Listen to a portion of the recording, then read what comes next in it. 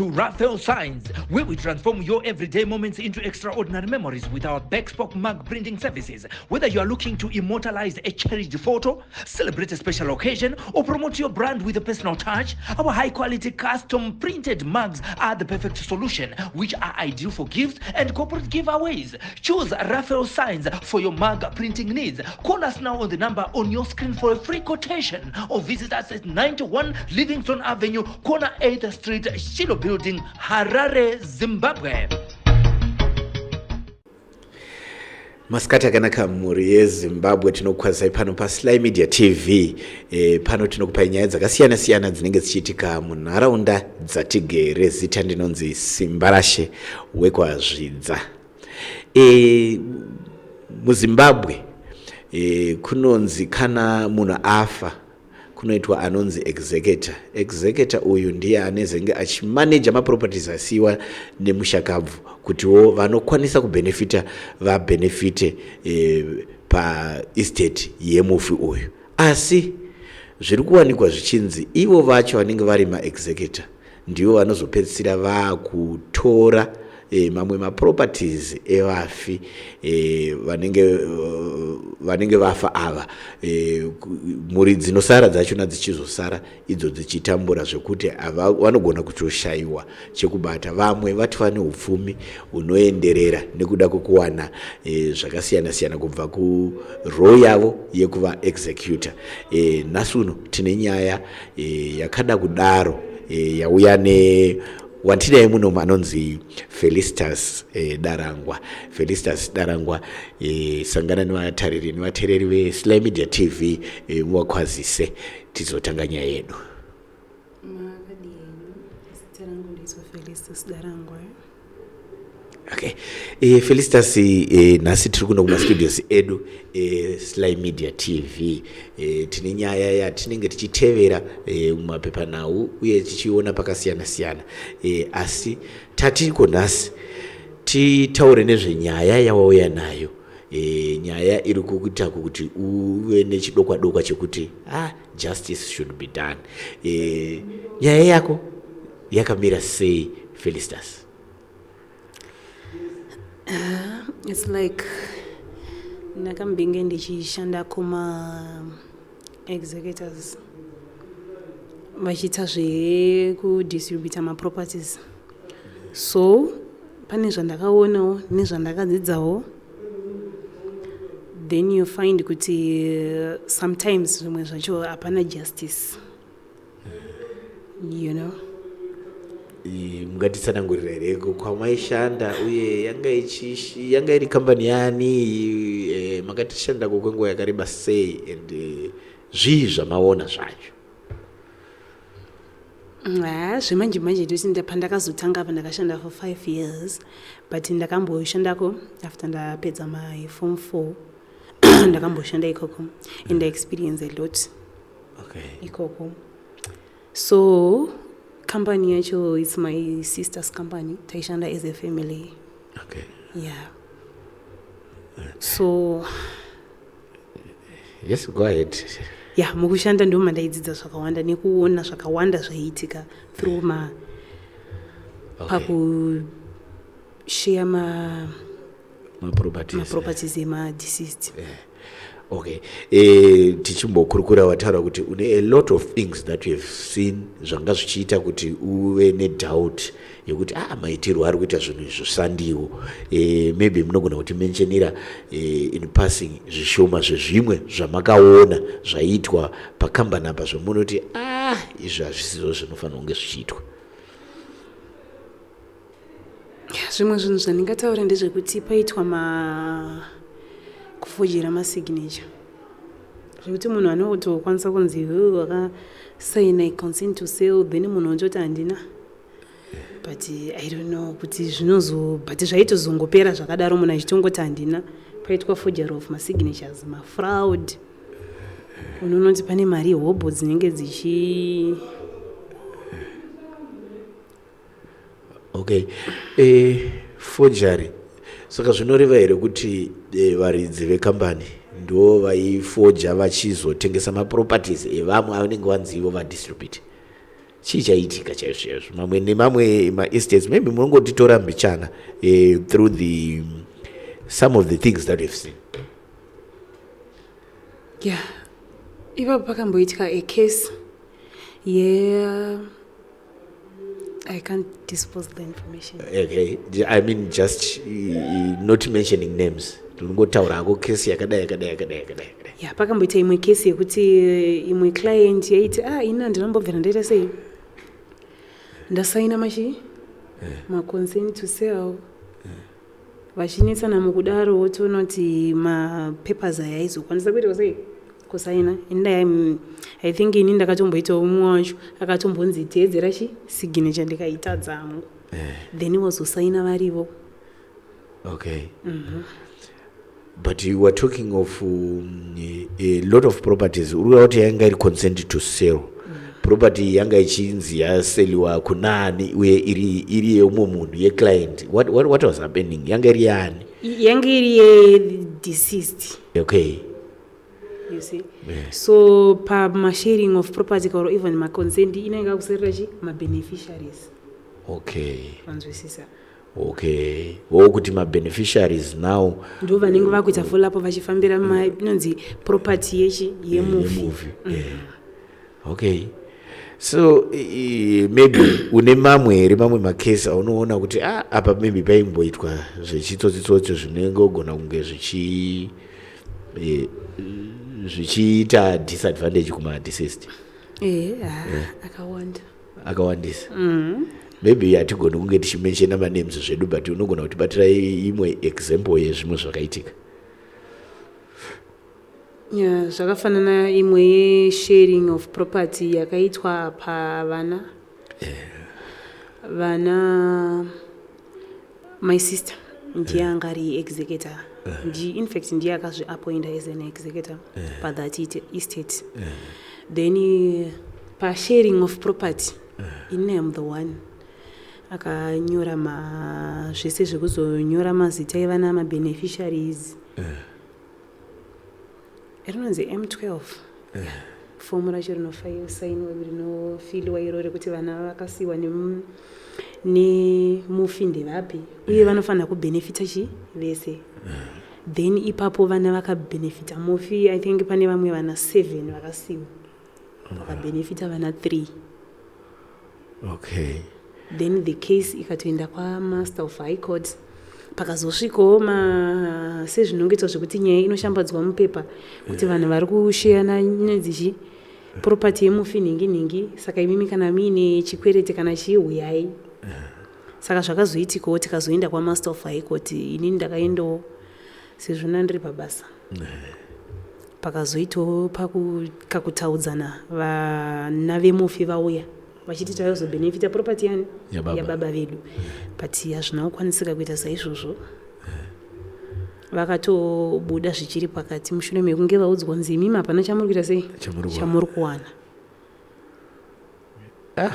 It's a sad scenario.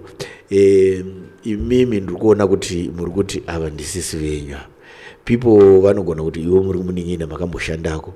Vanhu vanogona kuti ko muning'ina aita sei asi aita daka nasisi wavo here sei auya kuzofuzvunura zvakawanzika zvakadaiwo izvi. Vanhu vanenge vachida kuziva kuti sei chichazokumbusha after a long time yakadai. Vanhu vane mafungiro avo. But ndodzoka papoint ena achitaura yenyechi yejustice. Pane zvimwe zvinhu zvinenge zvichiitika uchiona kuti vamwe vanhu vakawanda vanenge vachichema mukunzwisisa. But panenge pasina justice. Manzwisisa. Plus sometimes mari ndakaona kuti mari inekakuparadzanisa vanhu ende inoshanda pakawanda. Pekuti sometimes parikuda kutaurwa chokwadi parikuda kushanda chokwadi vanhu vagone kushandisa chokwadi all because of money. Manzwisisa. Yes, she's my sister, my blood sister. But I think zvaari kuita it's bad. How bad can she be? Imimi makakura mese mashanda mese ambokupinzayo basa zvazoipa papi? Not kuti zvazoipa papi such, but do you know kuti pane mamwe mascenario ekuti waigona kusangana nayo ekuti munhu aigona kuchema niniwo ndaigona kubatikana sometimes mukunzwisisa zvokuti handinzwisisa hangu vanhu vanogona kuzvitora kuti ndikuitira sisi vangu utsinye, but that's not it. Imimi muri kufila sympathy kune vamwe vanhu, and zvesure to be honest vatoriko vamwe vanhu vekutoti izvezvi even mukava interview they can say takambozama but hakuna justice. Saka ndogara ndichiudza vanhu kuti justice iriko, mukunzwisisa. Ini hangu ndinongoti it's bad zvinenge zvichiitika nezvaanenge achiita, and zviri kuramba zvichiita sei, zviri kuramba zvichienderera ende zvichiitika, mukunzwisisa. But right, mungangoti sisi wenyu mungati havana here that is soft heart, moyo wakasofta uya muri kuti are you the opposite of your sister? Inini ipapo ndiramba sisi wangu havana moyo uri soft. No, havana moyo uri soft, asi munhu ane moyo uri soft zvake. Saka muri kuti hapana here bad blood apa between you and your sister? Maybe zvakaitika zvakakonzereswa nekushanda munge muri chishanda mese. A lot happened. Zvakafana ipapo pane imwe kesi yake yakamboitika nenyaya yepaSimbo Archery Club nekuplot kwake, mukunzwisisa. Inini ndikambokumbirwa neimwe sister yangu futi akaikumbira kuti tiende kunomuwitnessira, of which hapana pamunhu paungaende mukoti kunowitnessa uchitaura nyaya yekunyepa, ndochokwadi. Nangu handisina evidence nazvo, basi zvinhu zvekuudzwa zvinonetsa kutaura, inogona kukanganwa, unowitnessa uchitaura seriously. Akazoenda nemai brother, akazoenda kanomumirira kesi yacho iyoyo kuhigh court. Saka zvinhu izvi zvaane time zvichiitika, ende vanhu vanongonyarara, mukunzwisisa, for the sake yekuti vanhu vanenge vachida mari, but kuti vatarisewo kuti kune vamwe vanhu vanenge variko kunzoko vasingakwanisa havo kutaura, ende vamwe vacho vakambotsvagawo justice, but hazvinokuita sei? Exactly, because munhu uyoyo kuti anokwanisa kubuditsa mari, manzwisisa. So can we say kuti even the line yacho yese yatinoshandisa kubva kwana Master of High Court, kumacourts kwacho, kujudiciary, nekuma lawyers mamwe, ikoko vanogona kunge vari kushanda as a syndicate? Is it that what you are trying to say? Ipo vanhu nyazonzwisisa kuti vanoshanda as a syndicate, kuti sometimes when you go to court nyaya idzodzo dzinenge dzakatopera kare dziri predetermined zvekuti vamwe vanongo vabhadhara nekuti mataura kuti vanoshandisa. To be honest, Mirai, to be honest, sorry ndakudzorerai kumashure mbichana. Zvakafanana good example yenyaya yandataura, manzwisisa. Ini I am the one akafila vanonzi ma-MC 12 mapapers andakafila iyayo ema-beneficiaries, manzwisisa. Ndafila maforms ema-beneficiaries, vana vanga vari 7 but ndakanyora 3 vandakanzi nditi sei ndinyore. After that vataenda kucourt, handiti tasvikawo kucourt, ma-relatives the deceased vanga vachisei vanga varipo nevana vacho ne-the wife, mukunzwisisa, negweta ravo. Mamwe ma-relatives the late vanga vari overseas, manzwisisa, but handinyatsonzwisise kana zvichinzi ndo zvataurwa. I don't know, zvinenge zvataurwa nebepa here, zvinenge zvataurwa nani, vana varipo vachitaura kuti inini ndini mwana wababa, zvinenge zvichirei, obva vatadza kubenefita, ende ndo zvakaitika. Saka handinzwisisi kuti ipapo munenge muchiti, handinzwisise kuda kuti tibatsirane kuti zvinenge zvirevei. Pane justice here ipapo, nekuti vana vakazviendera in person, kwete kuti vakaita zvekuudzwa, vanga varipo in person. So what happened to this estate yamuri kutaura iyoyi?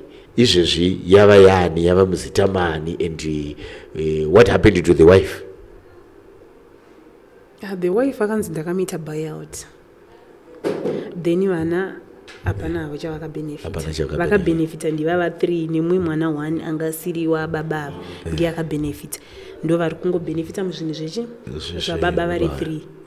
but ndingatoti ndo vadiki vamwe vese vaomba sekutaura kwazvaita I think vanenge 7 vana vacho Okay. vandinonyatsoziva inini it's a 6. So now they have nothing to do with that property avatori anymore. neinazvo Even mai vacho vevana vakatombozvifambira ende pavakauya kwamaster of high court vaifunga kuti zvichaita sei exactly but hapana zvazvakaita ukangoona kuti it's the same saka hazvikuita sei zvekuita hapana. So your sister is staying in that house? Yes. Wow. Magatsi achona ekunogara ikoko chii chinovapa magatsi ekugara kumba yeumwe munhu?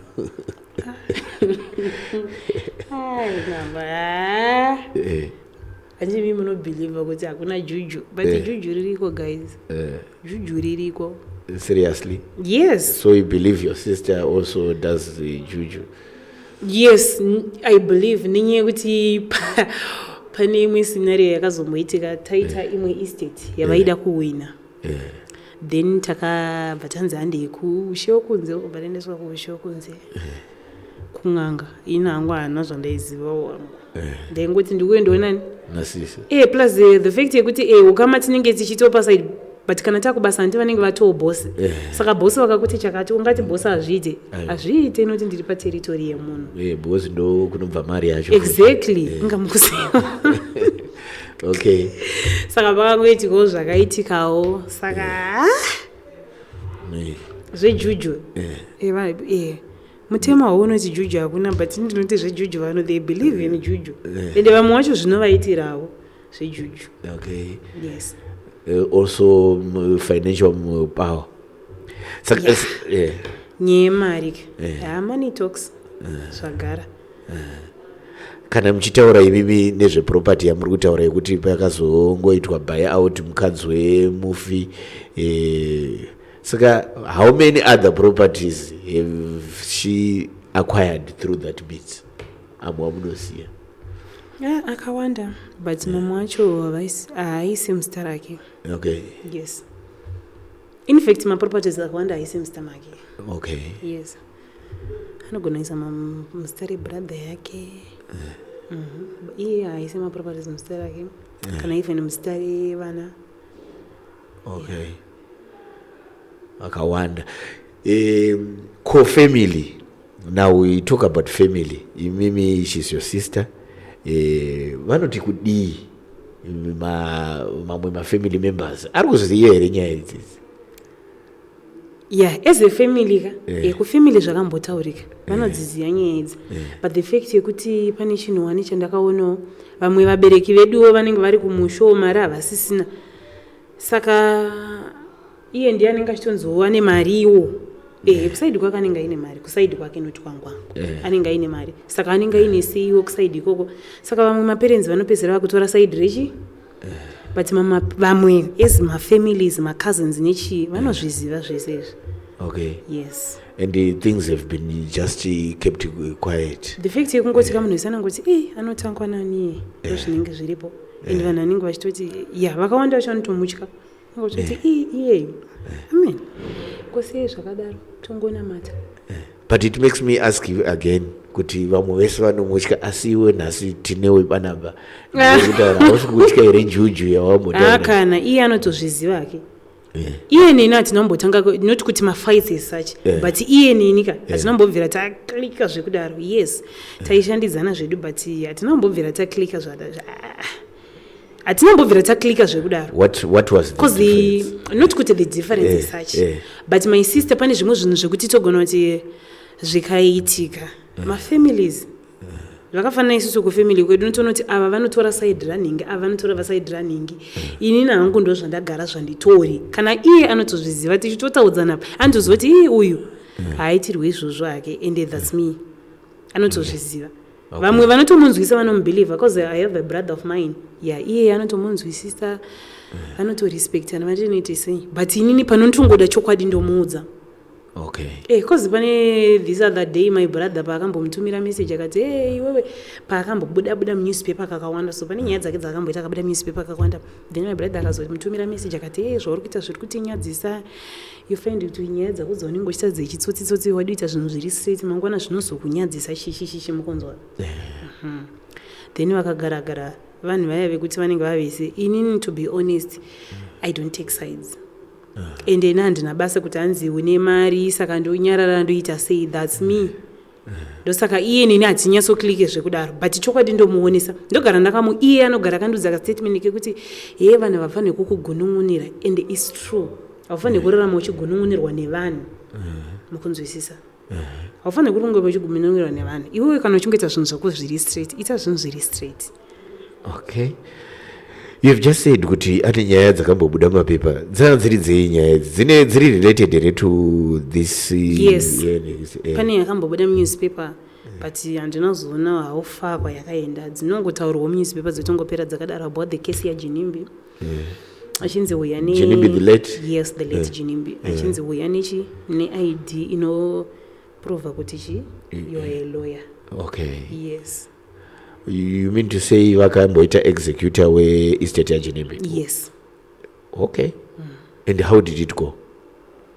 Did she not benefit as well from that estate? Havana kubenefita sekuda anongo benefit. I can't say much. But I can't say much. Really? Yes. Okay. Yeah, no, you know what? Why I'm asking? Nokuti shiri nebriri waya iurengi. Ende zvozvo zvoramba zvichiitika. Irega because munhu anototi estate yaningiye ndikuwana mari yakati estate yaningiye ndotenga imba yakati estate yaningiye ndotenga imba yakati ende vana vake you see kuti vanodzidza masuku zvakanaka not kuti I'm jealous mukunzwisisa. I was going to ask that question kuti what if people think kuti wakuzviita izvi ndokuda kuti maybe you're jealous? No, I'm not jealous. Inini ndofunga kubva pandakasiya basa 2020 up to now ndozviitiro zvinhu zvangu. I do my own things. Kana tichisangana as a family tinongosanganawo but pane mamwe maissues ekuti dzimwe nyaya dzinoramba dzichidzoka kwauri then tikazomboitirana scenario pabasa pake tanetsana futi naye achiramba kunipa mari yangu mukunzwisisa not kuti ndoda nezvake but zvimwe zvacho ndakazongoita late go ndikasiyana nazvo. Okay, munzwisa point yandikutaura. I'm not jealous nezvake but zvimwe zvacho zvaanoita it's bad. Kozi kana alright kana vanhu vakafunga kuti ndiri jealous alright ko newspaper pazvinobuda vanhu vanenge vari jealous newspaper but it's true zvaibuda newspaper ndezvechokwadi then pakazobuda futi the issue yekuplot kwake achinzi akaprove ID isiri yokuplot kwake zvaibuda newspaper ini hangu I love kuverenga newspaper a lot of nyaya dzinobuda newspaper dzandii ndichiverenga dzake mukunzwisisa but hauzoona kuti nyaya dzacho dzazoenda kupi dzazofamba sei zvazodii dzinotongopera so just like that. Saka vamwe vanhu vakawanda vanenge vachichema mukunzwisisa ende vamwe vanhu vakada kutsvagawo advice ka unotoona kuti hapana aino hangu zvebribe zvekuti anobhadhara vanhu mari aizvo anozviita izvo. Okay, yes ndozvaari. Yes. Saka imimi ndo zvandachifunga kuti kozi pabasa pacho ka iye ndiyo ndingatoti aita ainondinzwira jealous kozi pabasa inini pandaishanda pabasa ndandiri receptionist mukunzwisisa but ini ndaitoti zviitiro zvinhu zvangu kuside pandakaona kuti apa pane tumaconflicts plus ndanda kuita ndichihwandisirwa tumwe tunyaya uchiona kuti idzi dzinyaya dzinenge dzichinzi uyu anozoita sei anozotaura mafirst days nevanzi ndobva ndatoti how come imi maita estate kana tikakohouse kichakati mubva mati ndotenga mota chichichichi akabatanga project yehuko batoti hey you guys I work hey this and that but to be honest pane zvimwe zvinhu zvekuti vanhu vari kushayana property yecohouse but unoshiwa kuti munhu anototi pambapa ndotenga mota how mukunzwisisa. Saka inini even pandaishanda kubasa kwake ndiri munhu aizviitira hangu zvinhu zvangu. Okay, yes kana yanga akada kutaura chokwadi ndinchizviitira zvinhu zvangu kana up to now handina hangu dhera ndakamboenda kunomubhega yes tinosangana mafamilies but pane dzimwe nguva dzimwe nyaya dzaunenge uchitonzwa kuti idzi dzagara dzaiitika ende zvinoitika ende chinja ndakaonaka zvakafanana isusu kufamily kwedu takatosplit nenyaya iyo yekuti vanhu havadi chokwadi mukunzwisisa vanhu havadi chokwadi vanogona kuvharidzira zvinhu zvisiri zvekunyepa zvega zvega vanhu havadi chokwadi nekuti iwo hapana paungasumuka woenda kunowitnessa kana kunoita witness uchisaina zvausingazive paproperty yausingazive. I don't think izvo zvotinenge tichiti hanzi tonzwirana jealous inhangu I don't think it's good. Indakagara ndazviramba zvachose ndikati itai mega inhangu handina pandinonokuwitnessirai. izvi zvinonetsa. Ameno, are you in talking terms with your sister? We are not. Sometimes ndomsendera messages. Daire. Mapedzera kutaura rini? Naye. Last week. Not kutaura as in kutaura face to face. Pamafoni ndichingomsendera messages. Chete. Ezvinenge zvaitika but handipinduri but unozongoona kuti mamessages amaona cause anogona kuzoudzawo someone. We are 7 in our family. Saka anogona kuzoudza someone ozoti saka anenge azvinzwa hake anenge adai so chete. Even zvese zvandiri kutaura izvi hazvingaiti zvinyowani kwaari. It's not new. Okay. Yes. I mean, have you confronted her on these dealings dzake dzauri kuti yes, several times. Anoti ndakatombomukonfranda kakawanda nenyaya idzi. Akati chii? Anongoti you guys inini I work ndozvaanotaura. Okay. But iko zvino now you have come to expose the company. Inonzi chiko company yavo? Original Executors in Trust. Okay. Ina ndingati kuexpose a company. Point of correction. Okay. It's okay. Nekuti at first zvakafanana panyaya kwaJenembi nokunzwisisa. Kwakambobuda uyu chinzi Hoya neproof inoratidza kuti richi kuita zvauri kufamba uchiudza ichi vanhu manzwisisa. Makambani hawo but inini I don't expect kuti makambani every now and then anenge achingobuda manewspaper vachiadvertise here kuti vaine nyaya. Ndopandinonyatsokunzwisisa manzwisisa. Saka ikoko kutoexposwa. Because usually pane pamwe in fact pakambonyanya nyaya dzaJenembi pandikukudzai ndopatakazoita zvekung'anga ipapo. Pakamboitika nyaya kwaJenembi ipapo. Ndinenge ndine mamwe mafriends anopedzera kunditumirawo mamessages feli this feli that ina hapana kana chandiri kutomboona nyaya dzabuda manewspaper dzichitaurwa dzichiita sei zvakawanda zvinenge zvichitonyadza zvichibuda manewspapers but haizomboende fedha nyaya yacho inobva yatongonyararwa just like that. Yes. Okay. All right. I know you've been working for my executors. Iwewe through your experience maona zvo zvakawanda, maona mabatirirwo anoitwa vanhu kana kujutwa kunoitwa vanhu through forgery nefraud. Ameno imimi zvamaona izvi kune vamwe vanogona kuwira mumatambudziko akafanana neyayo. Imimi, what's your advice to such people? Handingati hangu vese ma-executors anoita zveforgery. No, havasi vese. Vamwe vacho vanoita zviri genuine. Especially even ma-lawyers vanoitawo zviri genuine. But kozoitawo vamwe vanenge vachiita zvakaita saizvozvo izvi. Ipapo hamwe ndopa advice yeye kuti at least handiti munhu akafa handiti mimi ma-relatives mukadaidzwa munotonzi appointai executor wamunoda. Muri kunzwisisa. Vamwe vacho vanotogona kutoappointana pachezvawo as families vanogona kutoappointana an executor. Then vamwe vobva vapointa havo executor kuti chi cause munozoti zvema-executors zvimwe zvacho it's business. Munhu anenge achida kutomaketawo chi business manzwisisa. Saka unogona kuti vamwe vanhu unogona sezvandakamboona hangu ndakamboshanda muchibasa ichi ndichiona hangu zvakawanda.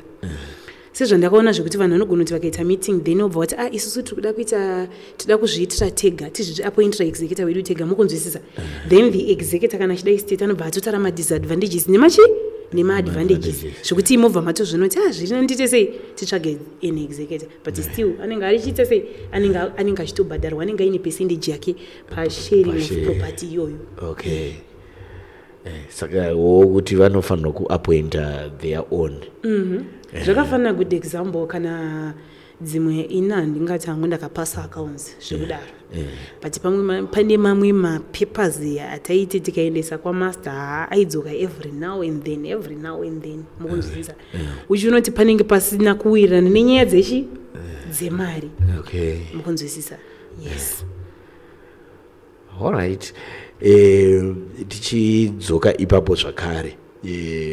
Imimi ngatiti uri kuda kuadvisa munhu, how does he differentiate the real vanhu vanoita zvichaizvo chaizvo nevanhu vasingaiti chaizvo aivo to be honest inonangondoti toda kungoti tibatsire vazhinji vanenge vakatitarisa panguva inoi kuti because izvezvi tatoona izvi tatisingatozivi kuti kune zvakadai zvinoitika zvokuti unogona kutengeserwa property yako yotoenda musitemu imomo zvinoitika zvokuti unogona kutobvisirwa munonzi chi zita remwe munhu rikatiswa remufi pakatoisa zita remupenyu zvinoitika ariko makesisi akadaro zvakawanda zvandakaona hangu zvinoitika saka isu tichida kuti vanhu vaione chaizvo chaizvo varege kuenda kune vanhu vanovaita ipapo hangu to be honest kuti ndinyatsoti ungaone kuti uyu munhu chaichi kana kuti uyu anoita zvechitsutsika kuti uyu anoita zvesistraight to be honest zvinonetsa kozi mari dziyadziyaka mari dzimwe dzacho dzinozobhenefitwa dzono apa unozongonoti munhu aisa percentage aita sei but pamwe pacho unozonoti paitwa sei paoverchargwa mbonzwisisa kune kutori nemaovercharging as well papepa panogona kubuda zvinhu zvese zviri okay but pane dzimwe mari dzinozongobuda so I think mukunyatsokuunderstanda zvandikusaitaura mbonzwisisa ndikunzwisisa asi nyaya dzakadaiwo dzinai Felicitas vanhu vanomboinvolvawo polisi here especially vanhu vanenge vaitirwa zvakaita seizvezvi inangu handingatauri zvakawanda panyaya yepolisi nenyaya yekuti rega ndimbotaura chimwe chinhu do you know kuti sometimes mapurisa handizoti vamwe vacho vanenge vabhadharwa here kuti vanenge vasina kubhadharwa kozi unogona kuendesa imwe issue pane mwe munhu wangu wandakambopawo advice akambondudzwa nyaya yake yakamboitika ndikamupawo advice muri kunzwisisa but mapurisa handizozive kuti ndo vanotanga vataura nyaya yacho here mapurisa vanogona kungoenda uine nyaya vanogona kutosvika ikoko vese vakakubvunza unoita kunge munhu asina nyaya wotonzidzekerei kuti unoshewa kuzoti vabhadharwa kana kuti chii muri kunzwisisa juju kana not kumboti juju such ipapa to be honest apashande juju but the fact yekuti vamwe vanhu handidi kunyepaka avaiti nyaya sezvairi handingakwanisa hangu kutaura dzimwe nyaya but pane paunonyatsoona kuti munhu tokufonera kubvunza kuti but haukamupurisa kana achikutaura achidaro zvinenge zvichirevei muri kunzwisisa zviye zvekuti unogona kuenda uine nyaya kuti da kubatsirwa point yakati ndine nyaya yakadai but haiite saizvozvo votonzi vanongokubrusha off so vane kamwe kalanguage kako kavanoshandisa saka hangu handimbodi kunyepera iyo zvepolisi izvi ndinganyepe but kuna vanhu vandakamboendesa uyu vandakamborifeyo ikoko aiwa achakabuda hapanawo maitovarifeya vachibva no the fact yekuti unoti iwewe kana uchinoti zvinhu zvako zvinonyatsoitwa zvakanaka unokwanisa kumboisawo ripoti muri kunzwisisa woisawo ripoti pamwe zvakabvawo nekumapurisa achichi handindochaneiwa tinoshandisa but unozonzwa ripoti inobva kumapurisa zvekuti mapurisa acho haatokwanisa kuopena dhoketi anotongosvika obvunzwa nyaya zvonzi hazvichaitaka saka mirira mamwe mapurisa harafu yavanongokudira so munhu obva atongoti gendite sei rege ndisiyana nangu nazvo alright it's a sad story then take us ndokudzosera mumashure take us kuclub kwawanga uchitaura kuHR. What happened? What's the story about? The story ndeyekuti inyaya chaikanzi handingakwanisi kunyatsoitaura nemo mukunzwisisa but club paclub pavo pasebo achari club ipapo panga paine ipapo to be honest munozoti my sister munhu anogadzira nyaya saka unonyatsoshaya kuzoti nyaya yacho inenge iri papi mukunzwisa but payakazonetsa ndepekuti vanga vaine iye the guy anonzi Tino ndopavakazonetsana vakaendesana kumacourt about that club ivo vanoti ndepawo inini kuziva kwangu sematauriro avanoita vanoti paclub ndepani ndepavo ndivo vakatenga club ndozvandoziva nokuti ndozvavakaita sei zvavakandiudza so pakazotanga nyaya skandal dzekumakotsi pakunzi paclub parida kutorwa vandabvunza ndopakazoti ndikuda vanhu vanoenda kunonditira mawitnesses about nyeshi yeclub mukunzwisisa yonzi club ida kutorwa saka handina kunyatsonzwisisa kuti how kana iri yako inotorerwei kana mapepers ese ari ako inotorerwei club. Okay, mukonzwisisa. haina kuuyawo nenzira idzodzo futi here dzekufoja club club ine zvakawanda. I think ku high court I can't say much. All right, it's but okay. Ku high court iriko zvayo nyaya yacho ku club and I don't think fairo rakapera. Then I understand as well. All right, he was also an executor pa estate ya the late Brigadier Nyika Yaramba. Yes. Yeah. And how did it go?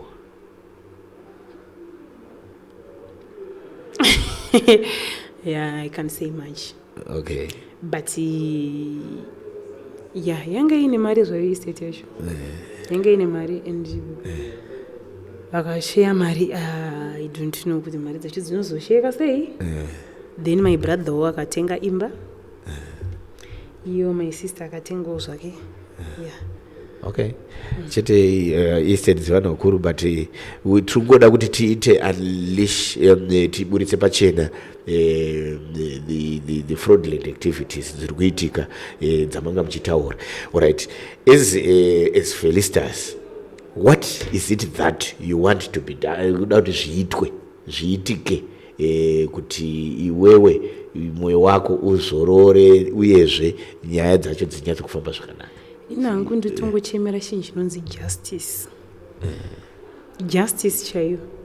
Nekuti kune dzimwe nyaya dzakaitwa and munomboziva here kuti vanhu vanogona kufamba vachiti kana kuti zvakafanana ipapo munhu unonzi pane imwe client yakazodaira ndaenda kunorequestwa fayo randaenda kutovhwa kuti master vati zvakati. Muri kunzwisisa? Kana kuti ku high court kwanzi zvakati. Wanzwisa point yandiri kutaura.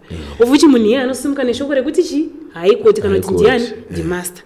Haachazive kuti idzi nyaya dzinenge dzichiitika chi uvuchi kwamaster kana ku high court pasina zvinenge zvichasei zvinenge zvichizikana. Kozi handimbodi kunyepa, to be honest. Zvakafanana ipapa zvedzimba zvekuti unoita estate kuti wotenga dzimba 2 kunoti wotenga imba 1. Izvozvo ndida kubvunza kuti mari idzodzo kwamaster vanenge vachizviziva zvinenge zvakaaprovwa kuti ukatengesa imba 1 ukashare estate 1 uri unotenga imba watenga dzimba 2. Amen. Kuda kungonzwisisa hangu. Okay. Vanenge vachizviziva master. Okay. Handizivi imimi ndimanga muri muindustry. Aiyo, not kuti muindustry such, but ndikutaura kuti vanhu vanogona kusimuka zvakafanana ipapa zvatiri kuti tingati ma-executor ese akashata. No. Chinhu chinogona kungoshatiswa nemunhu 1. Mukonzwisisa? Ndiye anogona kushatisa vanhu isi zvitonzi ma-executor sake sei akashata. But hazvisiri izvo. Havasi vese. Okay. Notipa izvezvi pane mumwe munhu ari kutogunun'unawo nezvaakaitirwa. Mukonzwisisa? Pane munhu ari kugunun'unawo nezvaakaitirwa akambofamba kutsvagawo vanhu vemutemo. Kana ipapo pakauya lawyer pandiri kutaurira pakamboita noise kwamaster of high court, pakauya gweta rakauya rakamirirawo vana vane vana vacho. Saka mukunoziva kuti kusada kunzwikwa chokwadi hachina kutaurwa sezvachiri kozi vana vanga varipo. Inyaya yakaoma, inyaya inosuwisa. Mhuri yeZimbabwe ndidzo nyaya dziri kuitika mukatikati matigere.